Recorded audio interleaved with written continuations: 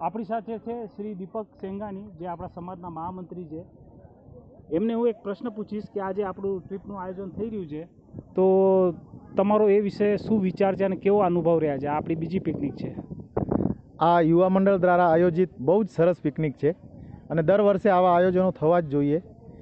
બહુ સરસ યુવા મંડળના સભ્યો દ્વારા આયોજન થયેલ છે અને બહુ અતિ આનંદ સાથે આ ટ્રીપની અમે મોજ લઈ રહ્યા છીએ. ધન્યવાદ. હવે આ જે ત્રણ ભાઈ અહીંયા બેઠા છે, ગાંધીજીના ત્રણ બંદર આ કન્સ્ટ્રક્શન કંપનીઓમાં જ કામ કરે છે. બિચારાઓ કંટાળી ગયા છે, વિચારી રહ્યા છે કે ક્યારે ડૂબકી મારી પાણીમાં, કે આ ભાઈનું એને કરોડોનું પેમેન્ટ નથી આવતું, પરેશાન થઈ ગયા છે. આ ભાઈ છે આપણા શું કહેવાય ભાઈ, તમારું નામ શું? મનસુખભાઈ.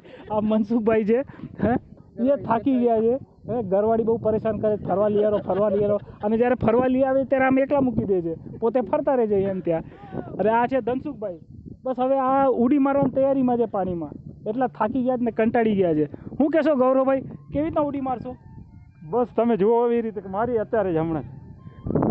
મનસુખભાઈ પગ ઊંધા કરીને. ધનસુખભાઈ કોનો ફોન છે? પૈસા માંગવાળાનો છે? ના, પૈસા માંગવા સાઈડનો ફોન છે. આપણે આ વખતે આ પિકનિકને જોઈને આ ફોન બધા ડિલીટ જ મારવાની વાત રહી છે. ઓકે.